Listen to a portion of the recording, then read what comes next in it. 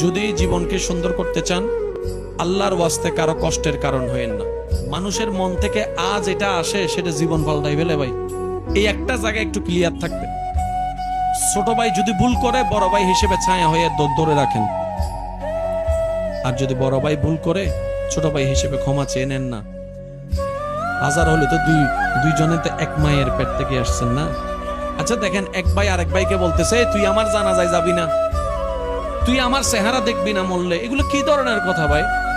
আচ্ছা রাগ হইছে আর কি, এক ছাদের নিচে থাকলে কত কিছু হয়।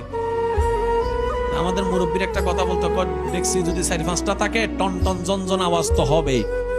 আবার আওয়াজ না হলে তো আমাদের মরা বাড়ির মতো লাগে। তা আওয়াজও দরকার, ঠিক না? তো ভাই ভাইয়ের মধ্যে, ভাই বোনের মধ্যে, স্বামী স্ত্রীর মধ্যে এক ছাদের নিচে থাকলে অনেক কিছু হবে। এবার আপনি শুধু নিজেকে একটা প্রশ্ন করেন, কয় বছর আর বাঁচবেন? সময় তো নাই আর বেশি। এই দুনিয়ার কয়েকটা জীবনটা একটু আল্লাহর বান্দা হিসেবে সবার দিকে তাকিয়ে স্বামী স্ত্রী মনে করবেন না, বলবেন যে এটা আমার আল্লাহর বান্দা। বাস ক্ষমা করতে থাকুন, ক্ষমা করতে থাকুন। যত ক্ষমা করবেন আল্লাহর দিকে তাকিয়ে, তার চাইতে ডবল ডবল নিয়ামত পরকালে আল্লাহ আপনাকে দান করবেন। সুবহানাল্লাহ।